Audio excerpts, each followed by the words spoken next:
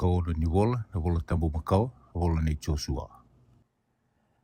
O Joshua ngo e wu mai na kau i Ifremi, do vera una lui Joseph, ai? Sa mai sulu buana vili utaki, me kutirani na Israeli kina korbo. Ngauna sa kau mbulumbuleni kina ko Mosese ki Lamalangi. Wasi dua, sama tiku Mosese, na italatala i Jehova, sanga i waso Jehova vei Joshua na luve nuni. Koya kanta ungarabi Mosese, kakaya sama tiku Mosese, na nunggu italatala.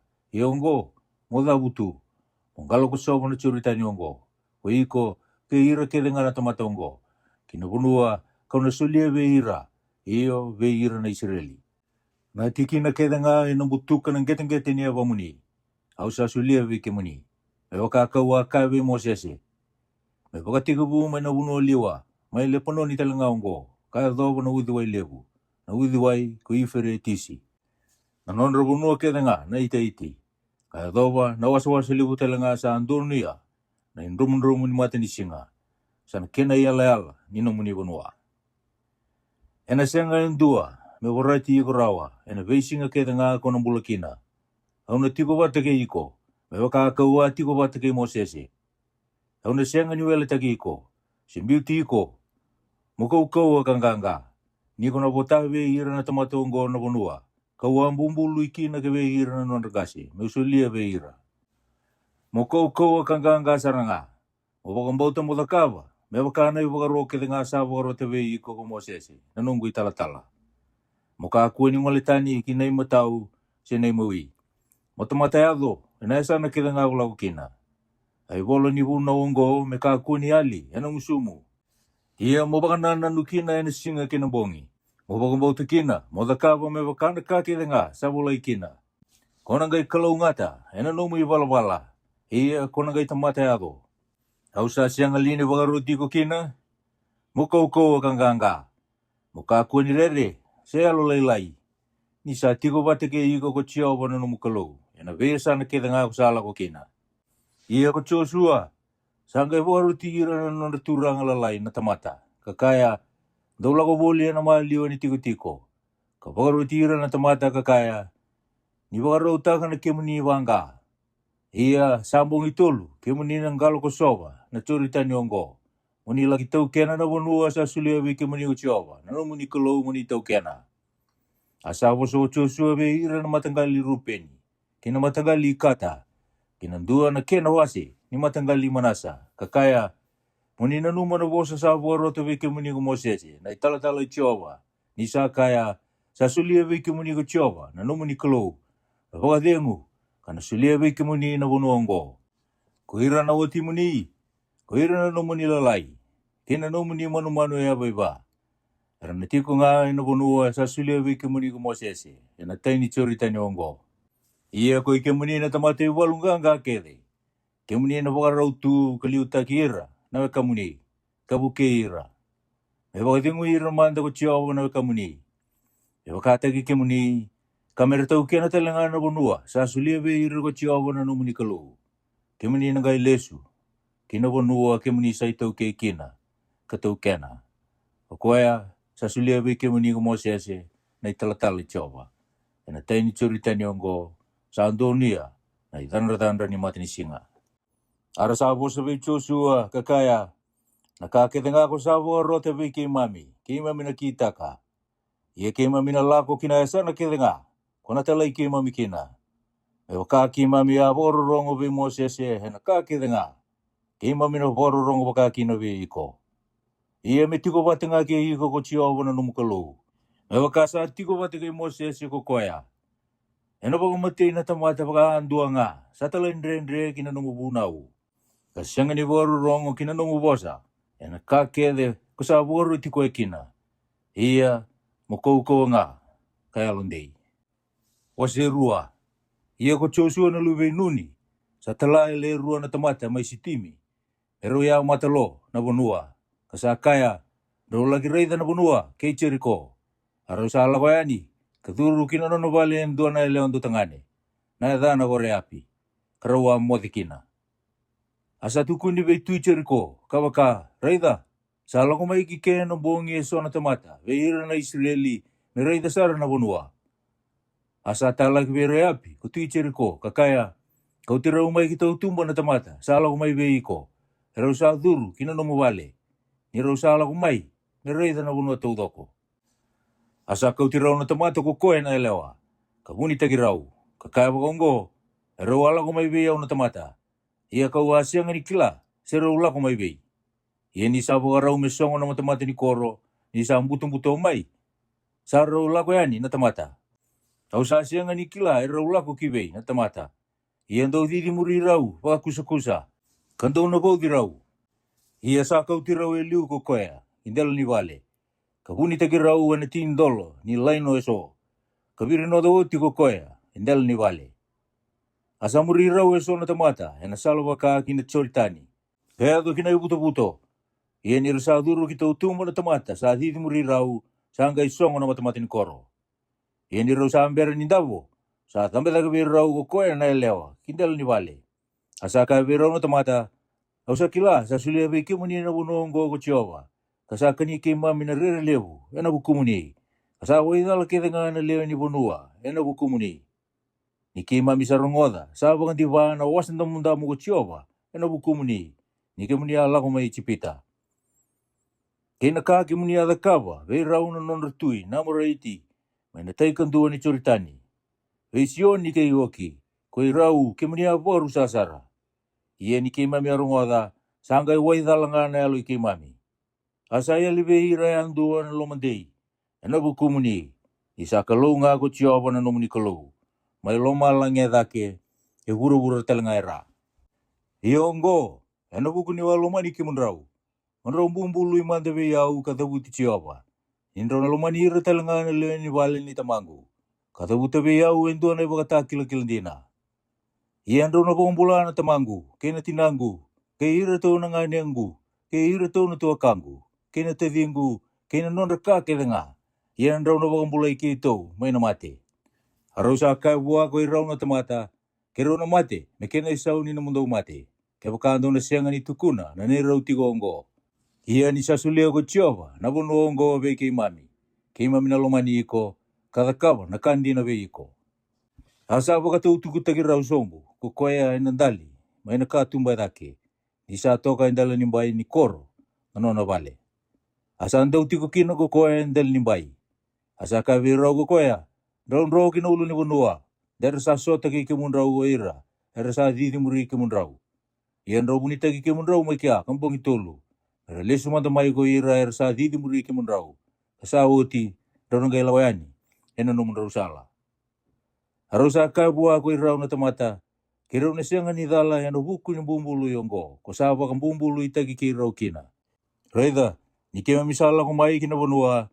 Mo baka bibiga nandali ni bulo ndamunda mongo. Ena ka tumba e dake. Ko baka tau tuku tagi kirau sombukina. Kamo baka songo na be iko. Ki vale na tamamu kena tinamu. Ke ira tau na nga nemu. Ke ira keda nga na leo ni vale ni tamamu. Ia ko ira yang dua sala weni ki tau tumba, mai na nomu vale. Ena mbole ti koe nga na nona mate. Ia ke rau na sianga ni dalakina. Ia ko ira yang dua sa tiko ke i koe vale. Ena mbole ti ke rau na nona mate.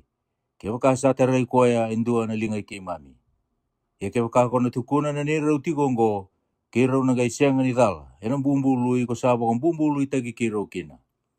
Asa ka ko koe a. Mea do nga me waka na nomu rau bosa. Asa talai rau yani ko koea, karau sa alako. Asa pau bibida, ko koea na bulu damu, ena katumbai dake. Harau alako yani, kaya do kina ulu ni bunua, karau tiko kina kambogi tolu. Pero listu tale manda ko ira, ka didi muri rau.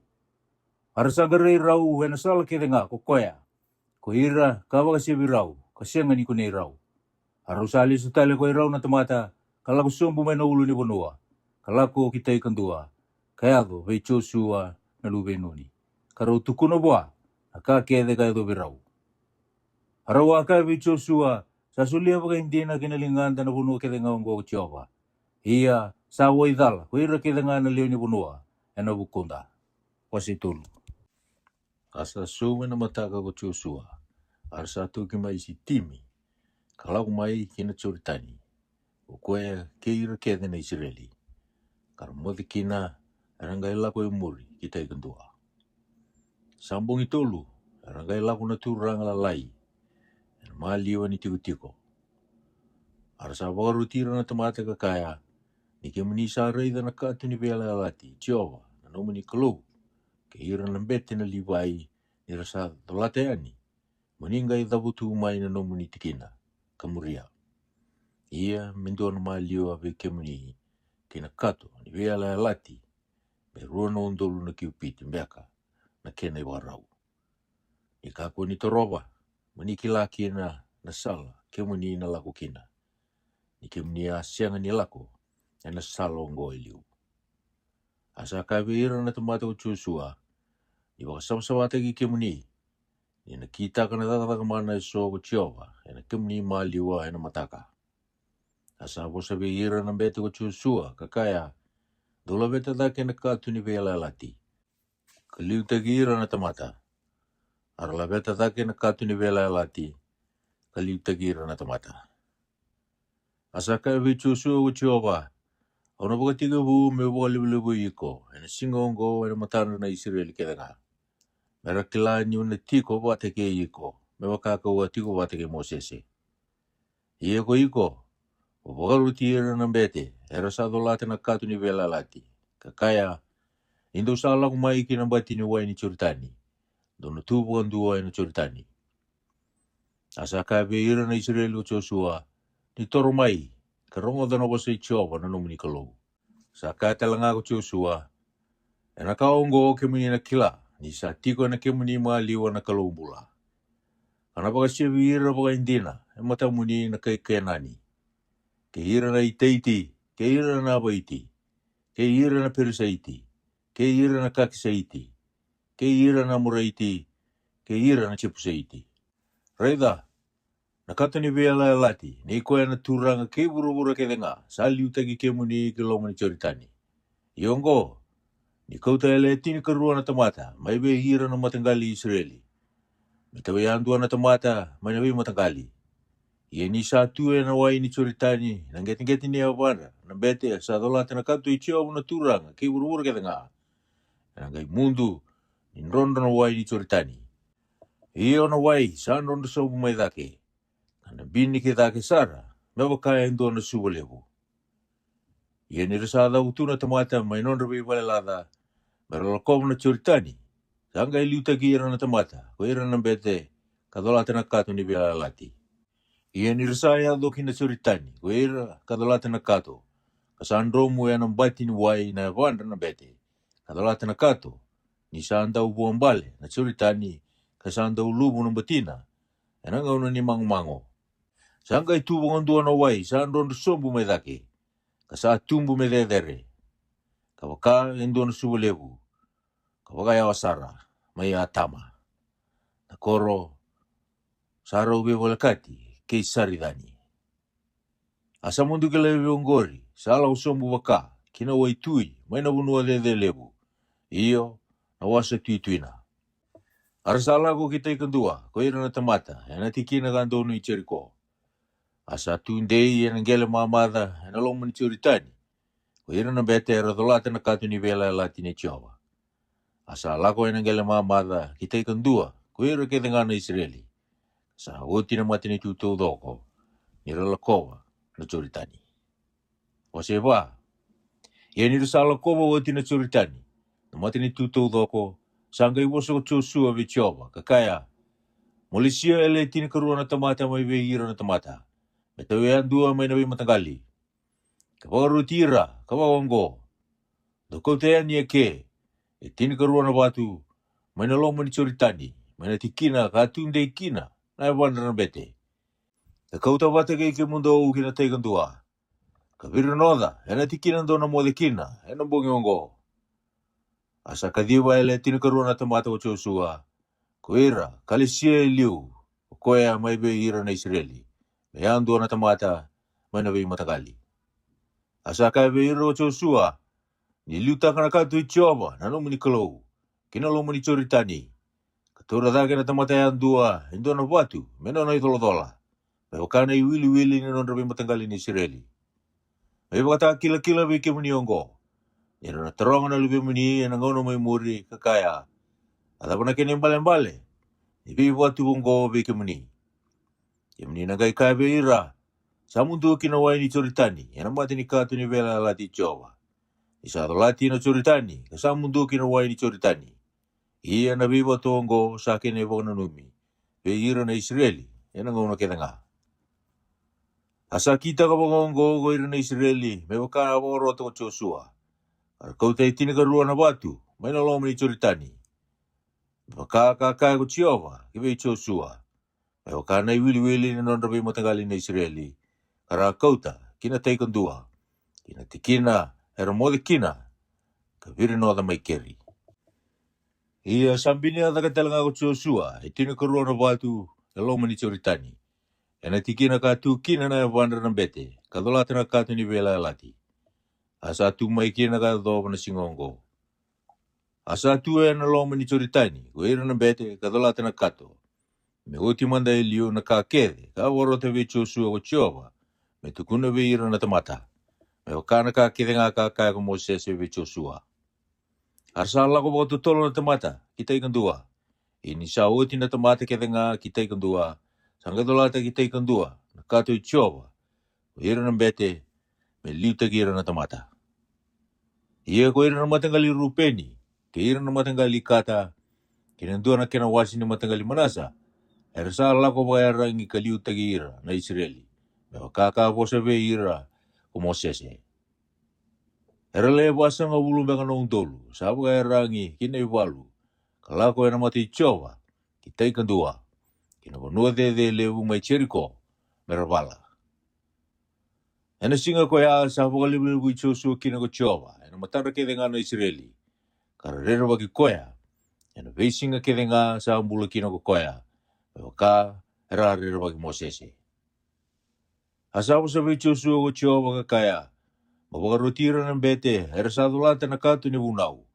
Era dambe dake mai na choritani. Asabu garutira ng bete ko Joshua kakaya. Do dambe dake mai na choritani. Ia nirsa dambe dake mai na lom ni choritani. Ko ira ng bete. Kadulata na kato ni bela lati Jehova. Asabu butukan ng gele mamada ng gete ni avandra ng bete. Sangga ilesu tale mai na wai ni choritani. Kina tikina. Kasabu ang bala ng butina keda nga mewakai liu. Arada mbeda mai na choritani na tamata na kena ikatini ni singa. Na matay ni bula karatiko mai kilikali. Mana sana baka kinatui dake ki Jericho. Ia na watu etini karua goya karakauta mai na choritani. Sambi niya o Joshua mai kilikali. Asa boso ko koe ve ira na Israeli kakaya. Nira na tarugi kia muni na luwe muni. Yana ngau na mai muri kakaya. May dawai na beba tongo. Kia muni na gai wakatakila ve ira na luwe muni kakaya. Salako mo na choritani ongo ko ira na Israeli. Yana gele maamada. Isa waka diwa ay mata muni ko Jehova. Nano muni kalou na wai ni choritani. Muni lago o timanda kita ikan dua. May wakakatakawa ko Jehova. Nano muni kalou kinawasan damdamu. Kaya kawakan diwa. Koya ay matanda. Mandalago uti manda kita ikan dua. Mera kilaki na nalewe ni bebunua kita nga. Isa kau na lingay Jehova. Kamu ni rerba ki Jehova kina. Nanomu ni kalou ena bengau na kita nga. Wase 5. Ia ko ira kita nga nanon retui. Na muraiti. Sa tiko ena tayo ni choritani waka kira. Ke ira kede nanon retui na kay nani. Sa tiko woleka kinawai tui. Ira sarangoda sa bondiwa ko Jehova na wai ni choritani. Matanda na Israeli. Kima milako manda, kita ikan dua. Sangga iwa idala na elonra. Asa ayali na nondra lomandei. Ena buku ikima mina Israeli. Ena ngauno ko ya sa kai ki vichu suwa ko Jehova. Madakaba eso na Israeli batu. Kadilibi iratale na Israeli. Asa takaba ko Joshua eso na Israeli batu. Kadilibi ira na Israeli. Mai kipa arolodi. Ia sabo ko ongo na kasakita kakina. Veidilibi ko Joshua. Ira kede na tangane. Kalako tani mai chipita. Areanga hena iwalu. Era mate mai na buno liwa. Hena sala ni lalako tani mai chipita. Ia ko ira kede ngana tamata kalawayani. Era sa diliboti. Ia ko ira kede ngana tamata sa sudu. Mai na buno liwa. ena sala ni sala ko tani mai chipita sianga ni dilibi ni sayang bagi wasa nga hulu na non lagu boli na Israeli mana bunua liwa mati kede manda na tamata sa tamata iwalu kalau tani mai chipita ni sianga ni waru rongo kina bosa ichowa ia sambung bulu ikina behira ko Jehova, mereka kuasara ni raida na bunua. Bumbulu ikina ko Jehova, behira na nondakasi, mesulia bekenda. Dua na bunua, sanda bekina na oni, kina weni sudu. Ia sabo tumburi ira na luvendro ko koya, merkenda susomi. Wirongo sa dilibo ko Joshua. Nira sa sianga ni dili, era sa sianga ni dili behira, ena ngaun sala. Ia nira sa dili oti na tamata kede, era tiko bondua, era tikina, era itiko tiko. Kamerambula manda. Asaka vecho so Jehova. Au sa boga utia ve ke mundo wen singa indai na ve boli liai, na buku i chipita. Asa boga tukai na tikina ko ya ko kilikali. Na ve ingingi, kaya doba na singa indai. Ara tiko mai kilikali, ko ira na Israeli. Katakawa na kana wata nila ko sivia, na kena ikatina ka wani singa ni bula. Ena kabi, mai na bunua de lebu mai Jericho. Arakania so na buata, ni bunua ko ya ena singa sa tarawa. Na kana wata nila ko sivia. Ia na keki, sa singa ni vokale benitaki. Kena sila tabu, ena singa dina ko ya. Asa mundu na mana, ena singa sa tarawa. Na singa, arakania kina na buata ni bunua. Asa singa tala na mana behira na Israeli. Arakania nga na buata ni bunua. Ko kenani, ena baki ko ya. Ini sa tiko bolega, kichiriko ko Joshua. Sa tatake ko koya, karayani. Reida, sa tondu nui koya, indua na tamata. Sa udu tu elingana, na nona isele wau. Asa toro bua o Joshua, katarongo bua. O sa totagi ki mami, seko totagi irana ni mami meda. Asa kaya ko koya, esengai. Ia kau sala ko mayongo, meu sa turanga nga, ni walu Jehova. Asa duba bawa tumbu idu kinanggelo Joshua. Kapag roko kakaya bua. Ataba e kaya na nunggu turanga buana no na italatala. Asa kaya be Joshua na turanga ni walu Jehova. Luwata na nomu iwaba manayabamu. Isa anggele tambu. Na tikina o satu kina. Asa kita kapakakina o Joshua. Wase ono. Asa ambuku motua ng ronrua ki Jericho, ko ira na Israeli.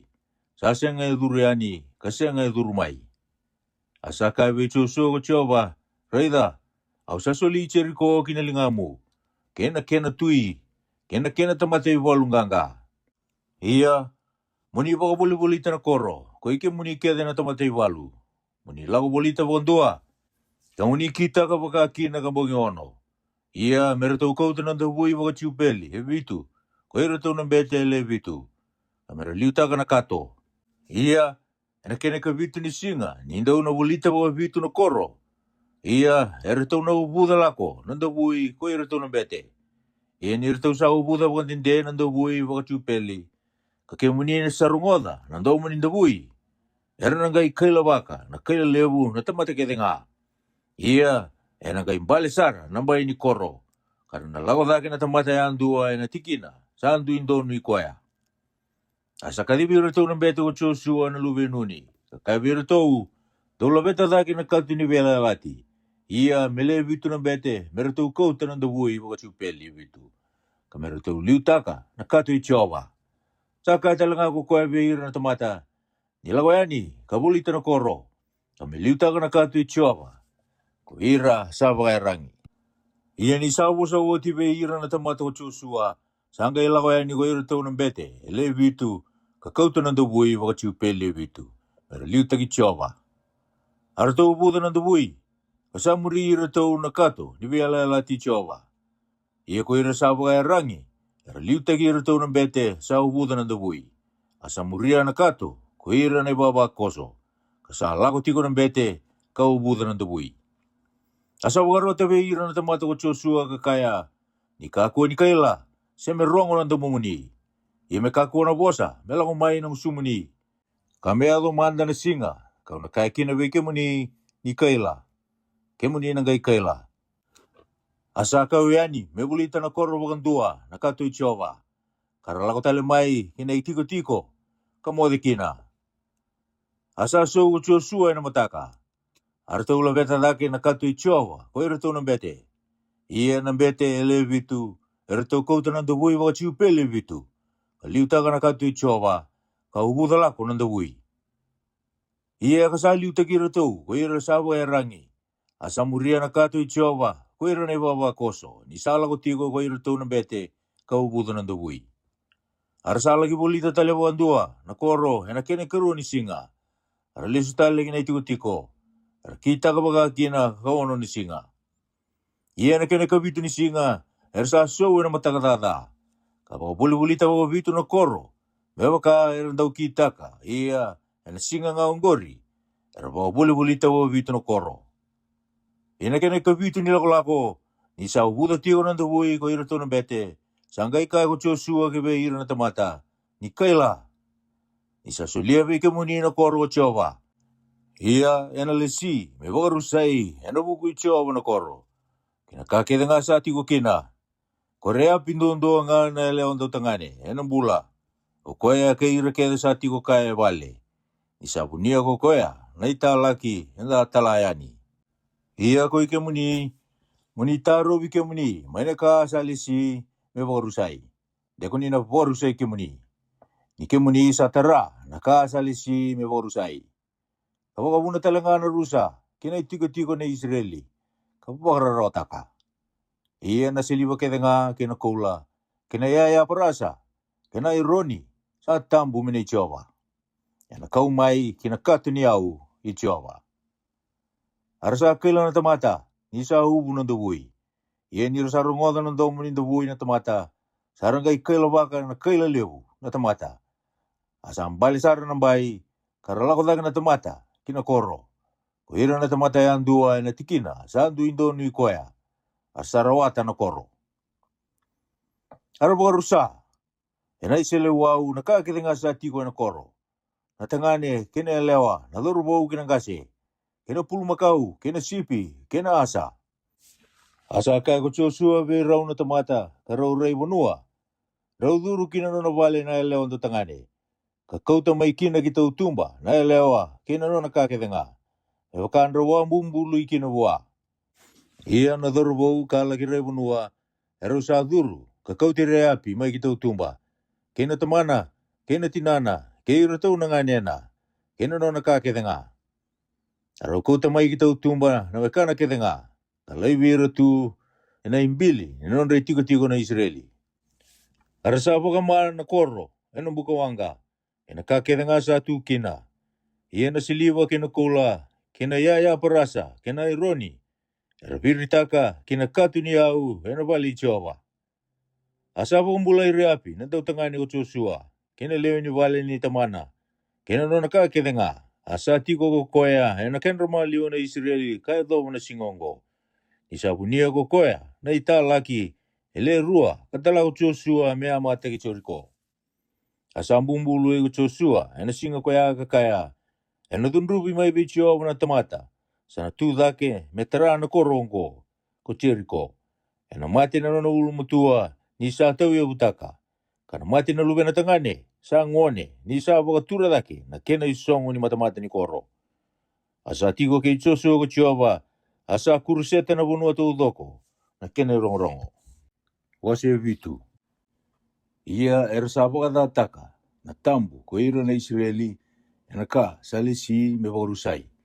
Isa tara e sona ka, salisi me wakarusai, ko e kani, na tangane, na lube i kamai. Nalube sapiti, nalube sira, en matangali juta. Asa wanga mai no dunri Jehova ve ira na Israeli. Asa talana tamata Yesu o Joshua mai Jericho ki ai. O koya sa wole ka ki pedi aveni. Mai na tui dake ki pedeli. Asa wose ve ira ka kaya. Dola ko dake ka rei bonua. Arala ko dake na tamata. Kaya mata ki ai. Ara lesu ve Joshua ka kaiwa. Me ka koni lako dake na tamata kere nga. Me le rua mbeka nga na undolu na tamata. Se le tolu na undolu. Me lako dake ka samuti ai. Me ka kua ni oda na tamata ke nga. Nira laku kina. Isa le ngā koe ira koe a. Asa alau taki kina, ele tolu mbeka na undolu, e ira na tamata. Arandro taki ira na kai ai. Asa mukuta, ele tolu sanga ulu ka wana mbeka, e ira ko ira na kai ai. Wakasabi ira mai, na matamata ni koro, kayado, ki siparimi. Kara mukuti ira yana sombu. Asa molumolu muna elon na tamata, arsa waidala. Asa andre sulaka na nona isulu ko sua. Katuba waka tombo idu kinengele. Ena mati ni katu ichova. Kaya kabi mai. Okoya ke ira nangasi ni Israeli. Na wakambuya na kubu ningele. Kina mburande landra. Asa kaku chosua. Ulei nungu turanga chova. Ena buku ni dhaba. Kuni sa kau tira kina na tamata ongo kina tai. Ni choritani ongo. Mesoli ke mami kina lingada na muraiti. Me ke mami boru sa ikina. Ya ke pakaki mami alasa. Ena tai kantua ni choritani. Ketiko kina. Ke sa binaka. Oi ke muni na turanga. Adaba me ukaya. Nirsapa kan nandaku be ira na nondromeda. Ko ira na Israeli. Era na rongoda na kai kenani. Ke ira kede sa tiko ena bunuongo. Karena wai poka buli ti kei mami. Kapaka utia na ada i kei mami e burubura. Ia kadaba ke muni na dakava. Ena huku ni ada muni lebu. Asa kabe chosu ko chova. Tu dake. Adaba ko santapa paka tumbo idu kina pakongo. Sara kita kana kada. Ko ira na Israeli. Kapaka taka. Nanugu vela lati. Kawa borote veira. Ia rasa tarai sona ka. Kasalisi. Me paka rusai. Arasa ambuta kota. Kalasu talenga. Kabiru no da bata talenga. Kena nonre yau. Ia erasa ngani tura o kina. Ko ira na Israeli ya matanda na nonre meda. Erasa wakananda kuya na nonre meda. Nira salisi me paka rusai. Hauna senga tali ni tiko kei kemuni. Ke wakakuni na senga ni wakautia. Na ka salisi me paka rusai. Me kuni tiko ve kemuni. Tudake. Bawasawasawate ki ira na tamata. Kakaya. Di wakasawasawate ki kemuni. Kawaraka na mataka. Nisa hosa wakongo ko chiawa na kalau ni Israeli. Satu ki ve kemuni na Israeli. Na ka salisi me warusai. Kemuni na sianga ni turawa. E matanda na nomuni meda. Menimbiuta tani manda. Na ka salisi me warusai. Me kuani tiko ve kemuni. Yana mataka. Kemuni na toru mai waka matanggali. Ia na matanggali sa tabuta ko chiawa. Yana toru mai waka matabu vale. Ia na matabu vale sa tabuta ko chiawa. Yana toru mai wabu vale. Ia na bu vale sa tabuta ko chiawa. Yana toru mai waka tamata andua. Ia kokoya sa tabuti ni sa tu buana ka sa lesime borusai. Yana waka mai. Yana buka wanga. Kokoya kena nona ka kerenga.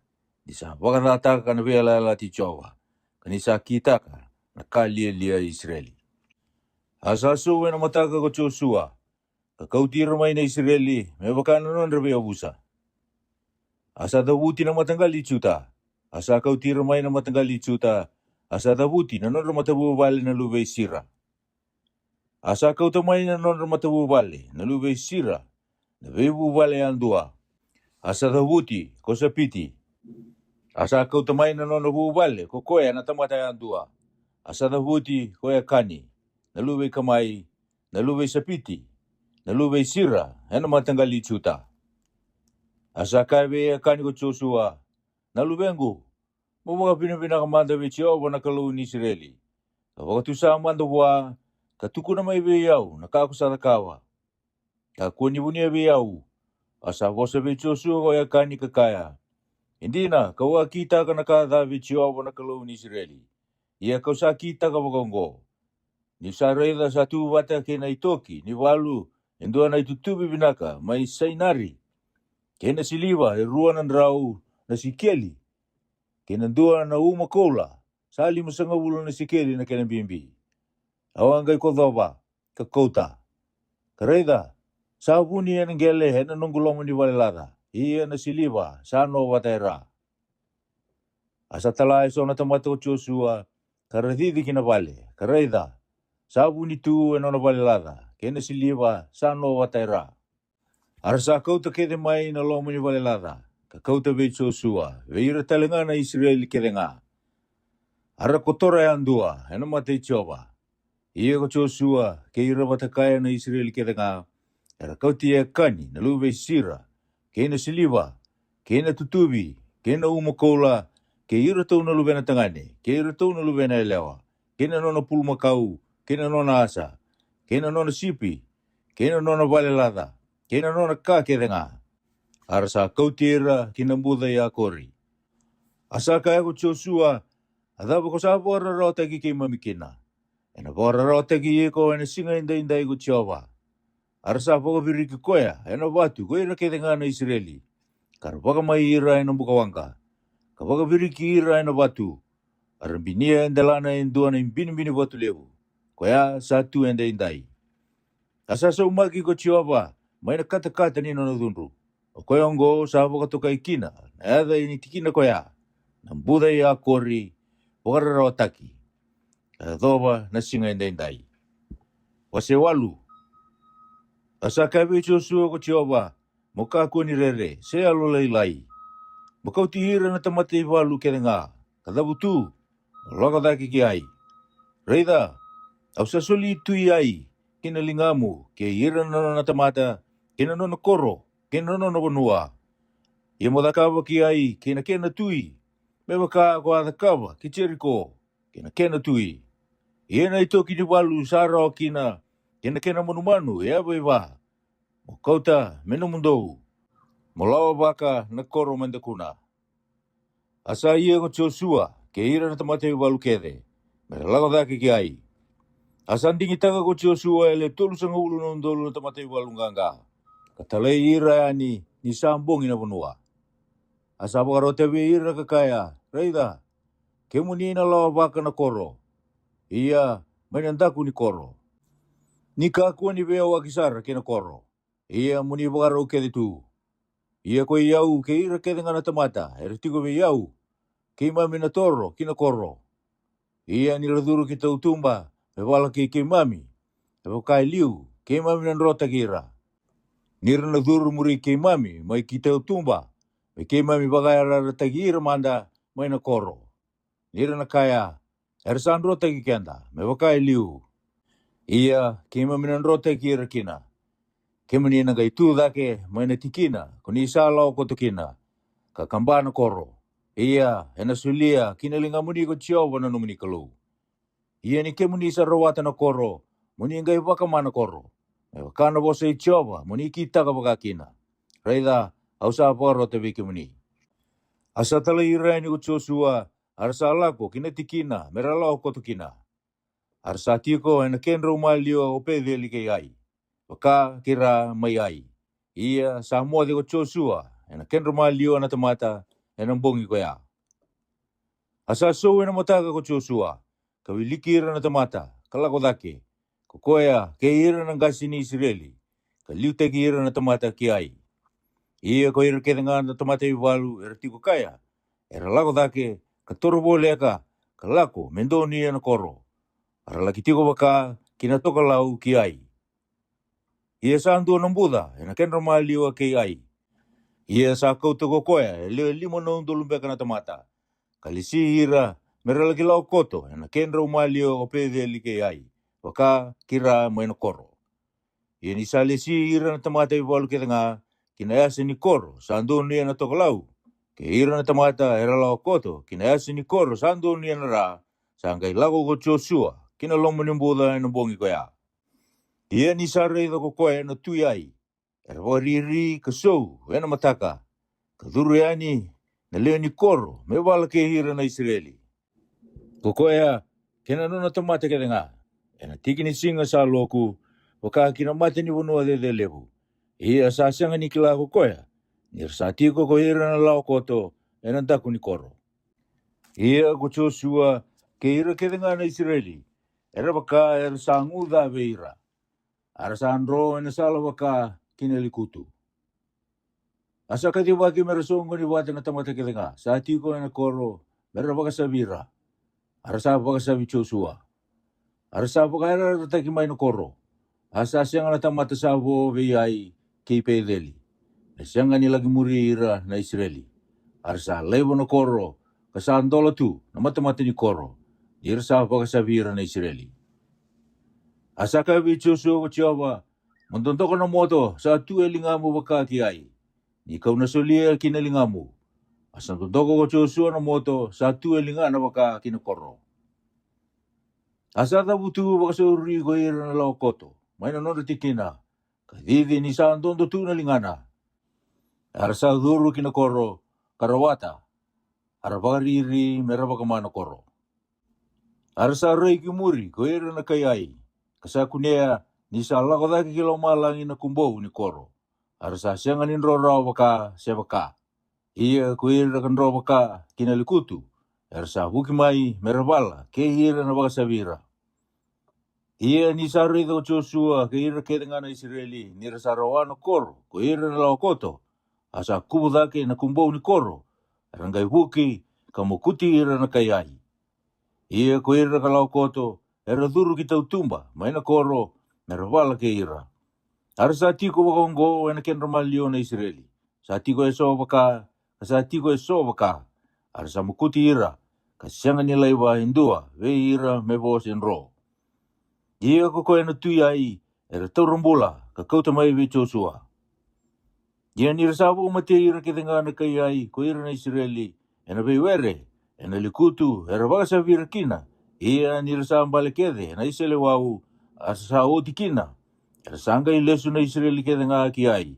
Kasamuta ena Israeli wau. Ia ko ira kede na tangane kena lewa kambale na singa koya. Era sale tini kerua na undolu. Iyo na lewa iai kede nga. Asa senga ni lokia na lingana. Santontoka kina na moto ko Joshua. Kamera baka matei wati manda iliu. Na lewa iai kede nga. Ia na manumanu ya boiba kena itoki ni walu. Maina koro koya. Era kauta na Israeli menonra. Me kakakawarota ve Joshua ko Jehova. Asa baka maiai ko Joshua. Katakaba me suba wale tu. Katau mundu. Ia kado mana singongo. Ia kokoya na tuyai. Sabaka lilida kokoya ena kau. Mea kabi manda. Ia ni sandromu na matini singa. Sangkai wakarota ko Joshua. Arsa kebutaka na yang na may na kau. Kambiuta kinamata-mata ni koro. Kambinia kinelana na imbini-imbini watu lebu. Koya satu, kaya do mana singa indai-indai. Sangkai tara indua na itambudamu ni soro Joshua vichova, na kalu ni Israeli. Mana ulu ni wunua ko ipali. Mebaka kabukaruti ira na Israeli Mosese, na itala-tala ichova. Mebaka sawulai na ibola ni wunau Mosese. Na itambudamu ni soro, sadaka, ena watu sa sianganita. Ni sa sianganita, ena kaukamea. Arsatan boraki na iso na isor kama, vechioba. Kapag matia iso na iman rali, ni baby nakati. Asala beto ko koya na baby watu may kya, na unawi Mosese. O koya, kapula ko koya matanda na Israeli. Iya ko ira kita nga na Israeli, kaya ira non nagasi, kina turang lalay, kina non matabilaway. Na ulangi, na ito kay talanga. Era satu may na yasa ruwa ni kato, e matanda ng bete, na libay. Era sa dolata na kato ni Bela la di Jehova. Indua na ken rawase, sando niya na ulo ni bunua, ko kirisimi. Kandua na ken rawase, sando niya na ulo ni bunua, ko ipali. Pero basa wakalunga titakira manda na Israeli. Pero kakabaro tayo liu Moses na italatala Jehova. Sa oti, sangka wilika ko koya, na wasa keda ni bunau. Na wasa ni bewa wakalunga titaki, kena wasa ni bewa borusai. Pero kana kakita nga sa bulay na iwala ni bunau. Sasang indua na bosa. Ena kakede, kabo arota ko Mosese. May siyang aniwiliga ko Joshua. Ena matanda na isongko-songko todo ko ni Israeli. Kaya ira na elewa. Kaya nangon elalay. Kaya nabulangi. Era sa tiko bate kaya ira. Wasi diwa. Ia nira sarungoda ko ira kaya nga na tui. Sa tiko, ena tayo ang goni choritani. Ena ulo ni bunua. Kaya nambuda. Kaya nambarabi kaya ni way tui lewu. Sa ando ni lepononi. Kaya ira na itaiti. Kaya ira na muraiti.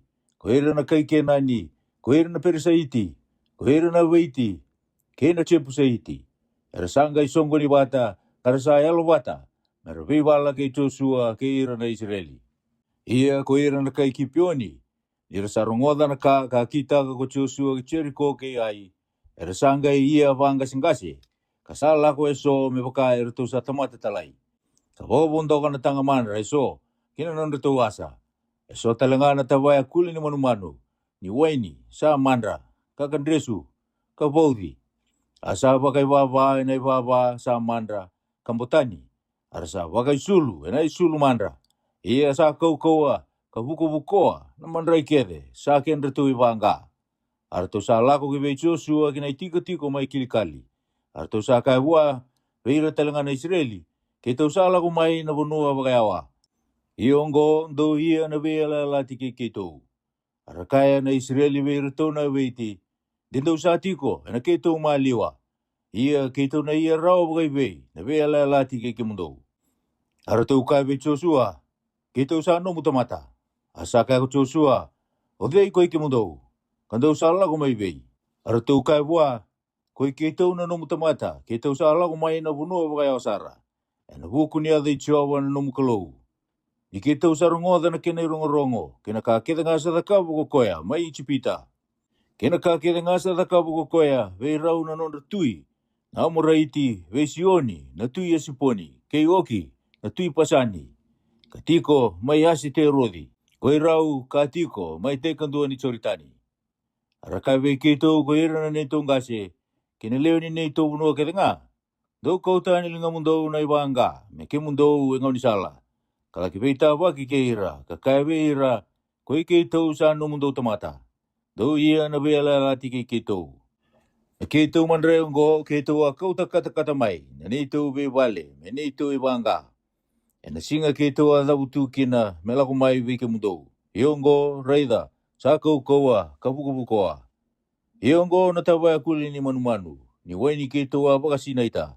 Ni rasa vou, kareida, rasa katambote, ia na nito sulongo, kina nito baba, sa mandramai, ni sa yawasara na sala.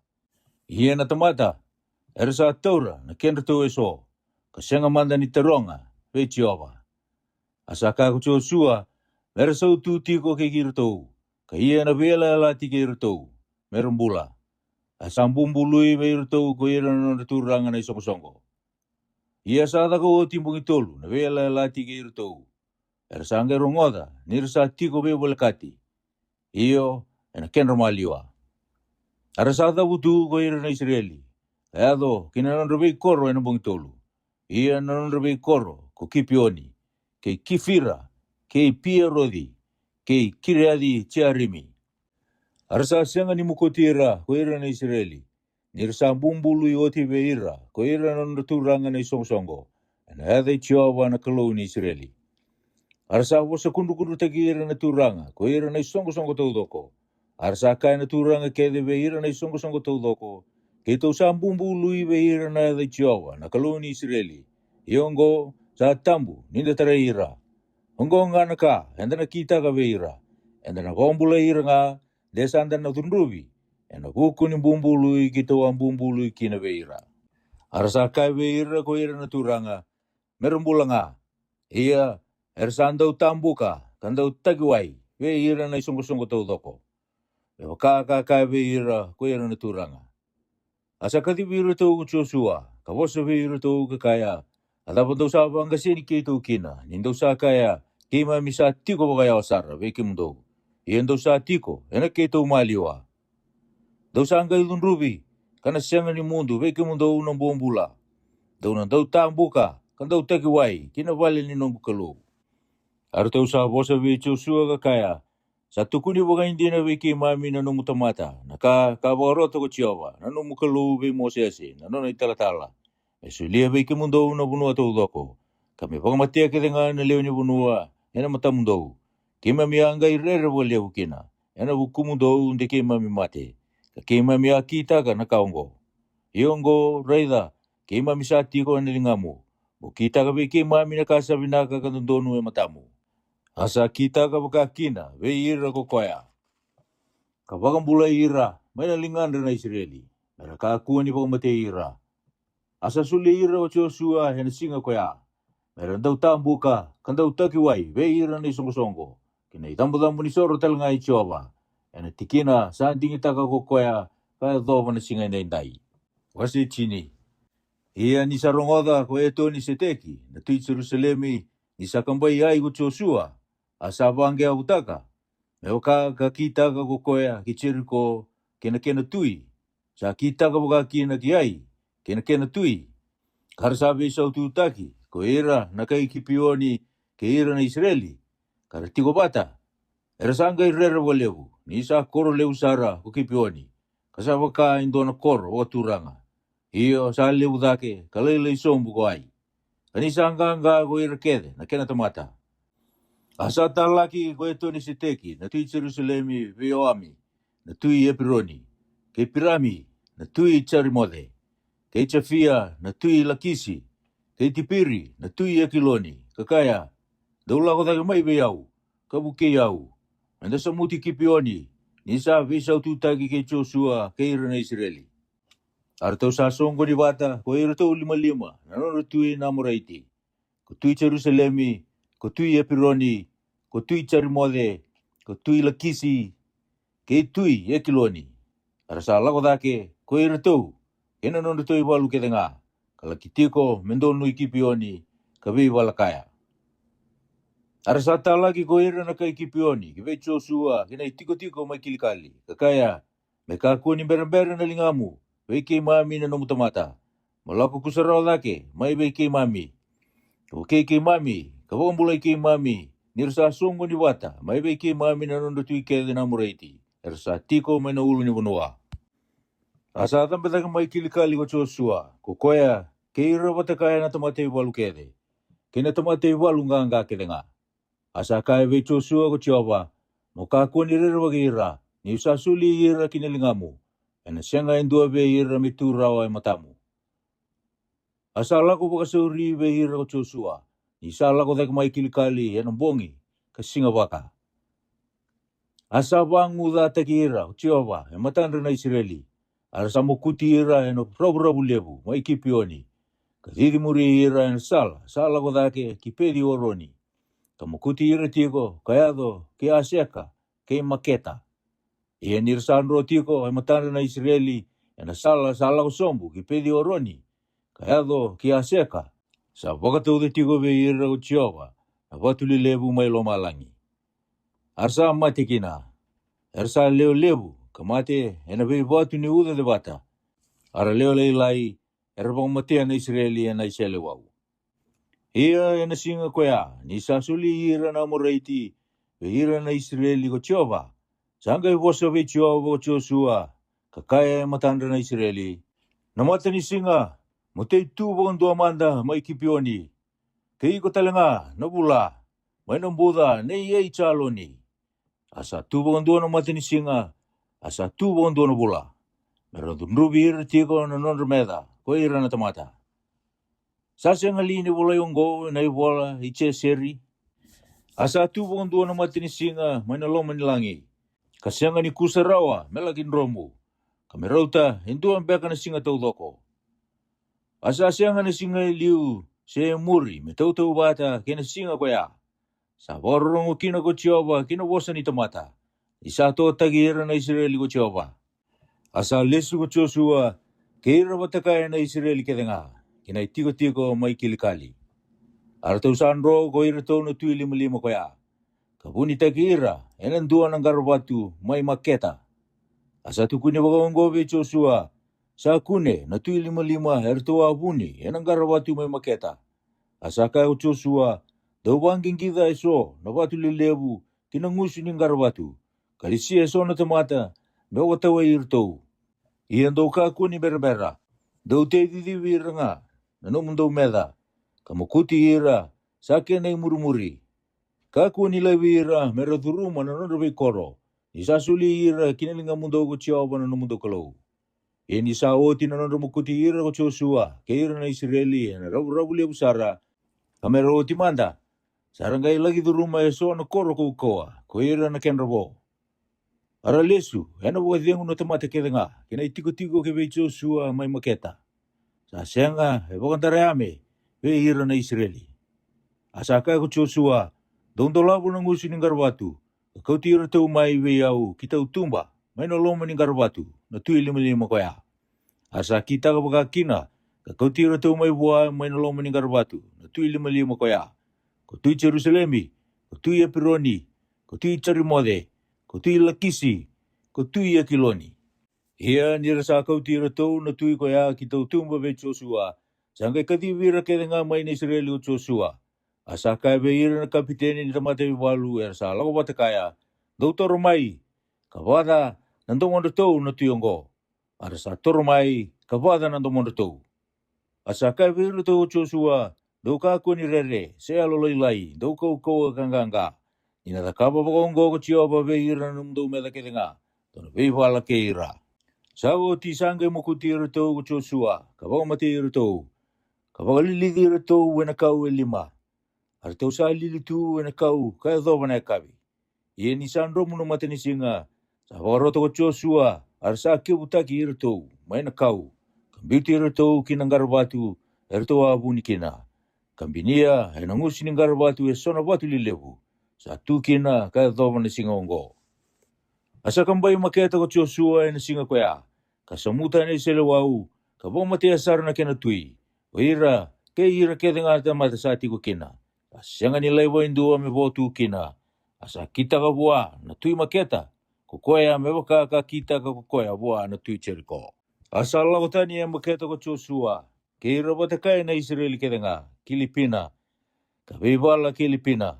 Iongori talenga sa sulia ko Joshua. Kena tui. Kena linganda na Israeli. Ara sa samuta na isela wau, kena tamata keda nga sa ati ko kina. Sa siyanga nila ba indo ame po tu kina. Asa kita ka buwan na kena tui ko koya, me baka kita ka koya buwan na tui cheriko. Asa ala ko tani Filipina ko Joshua, ke ira batakay na Israel keda nga. Kila kisi, katiko bagay walu kina, kabe walakaya. Asa suli la kisi ko Chiova, kinalingan na Israeli. Ara sa kamba na kena ikaruan ni singa, kasamuta na isela wau. Kina tamata kede nga sa ati ko kina, meba ka nakakede, sa kita ka ko koya Kilipina. Sangay lako dake ko rami, na tui keseri, me bukei lakisi.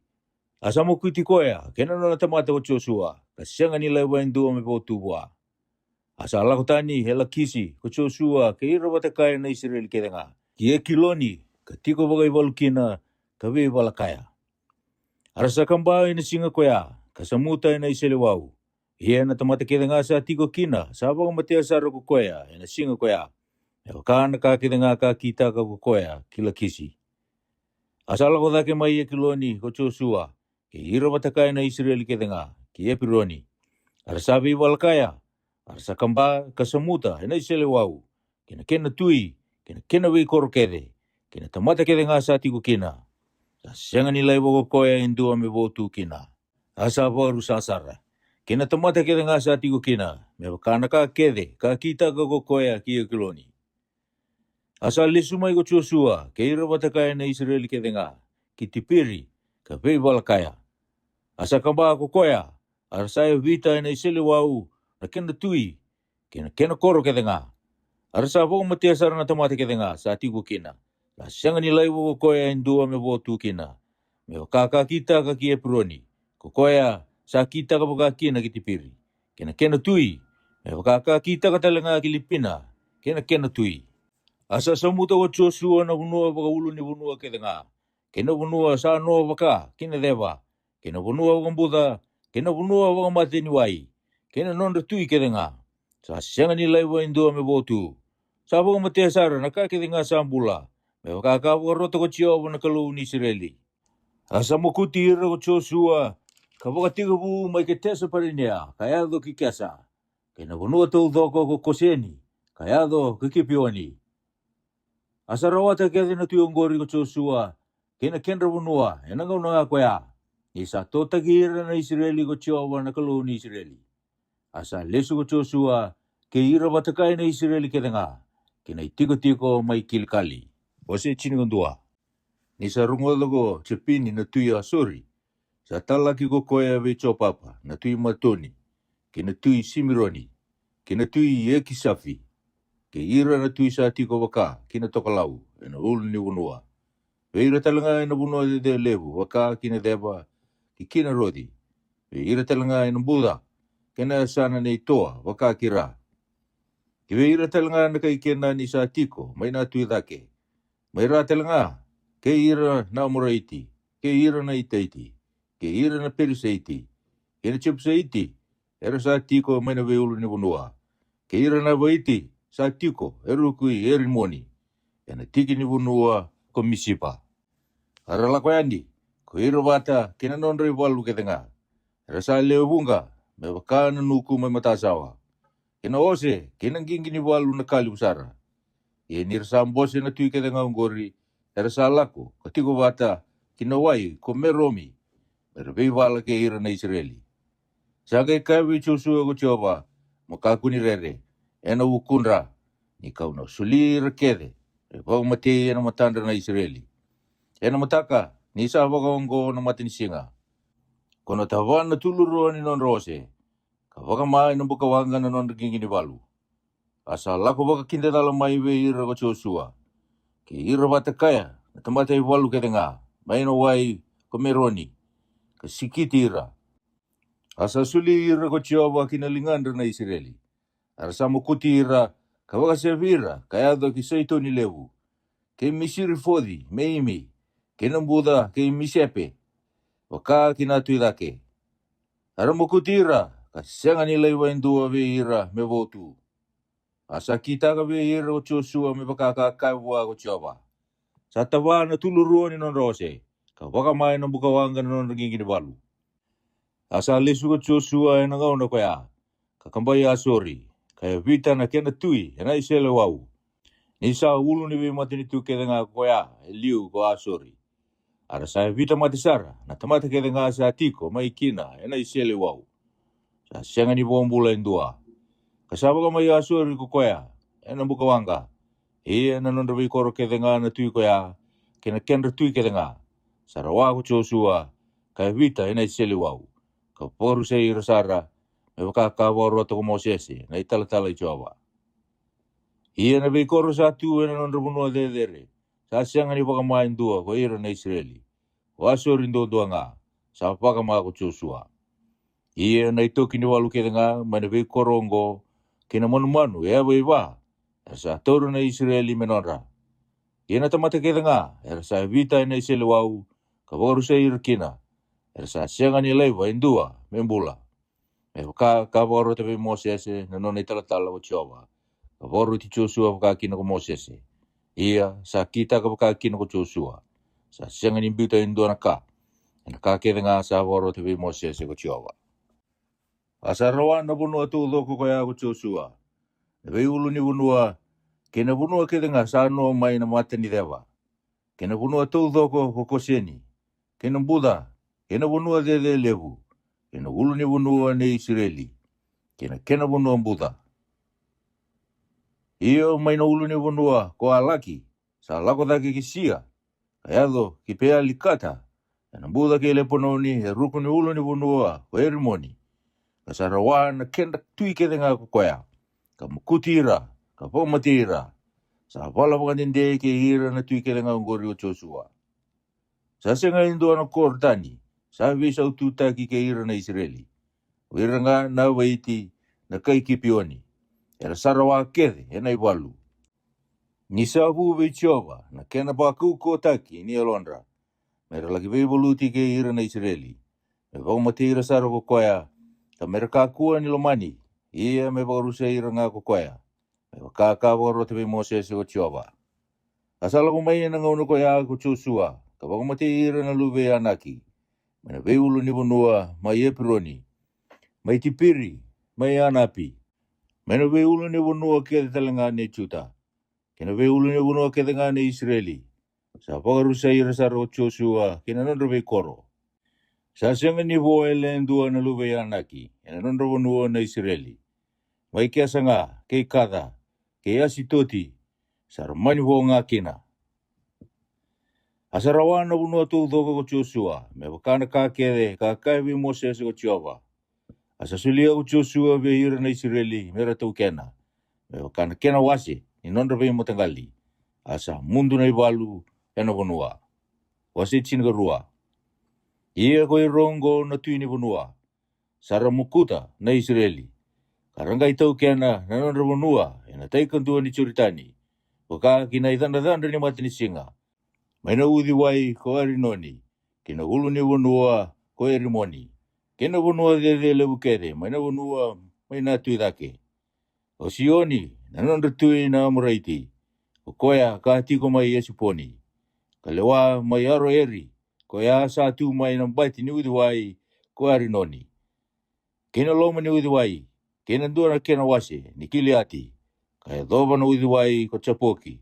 Na yala ni nonda vonua na lube ya amoni.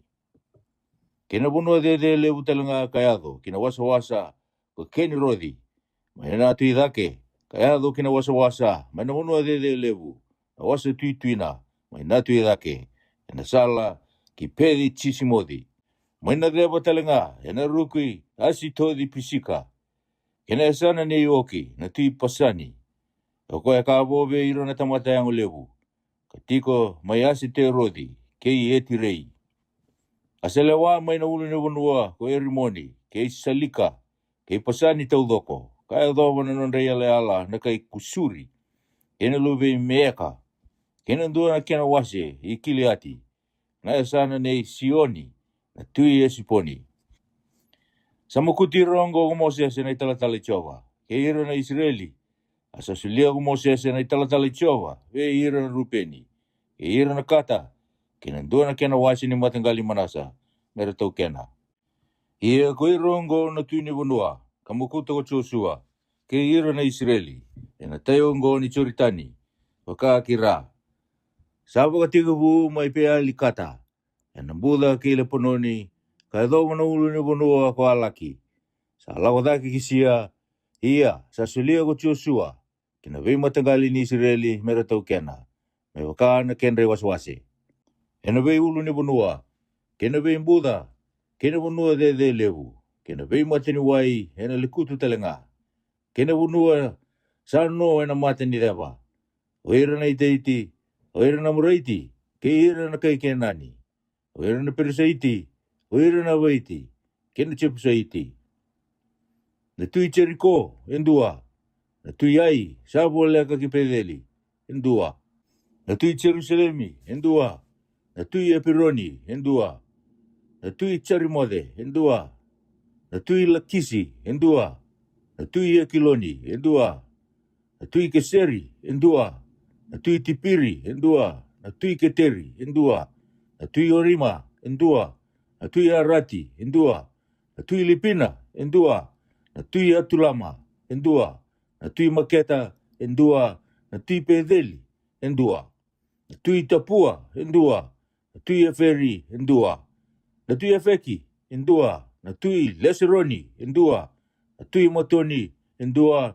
Na tui Asori, endua. Na tui Mironi, endua. Na tui Ekisafi, endua. Na tui Tehanaki, endua. Na tui Mikito, endua. Na tui Ketesi, endua.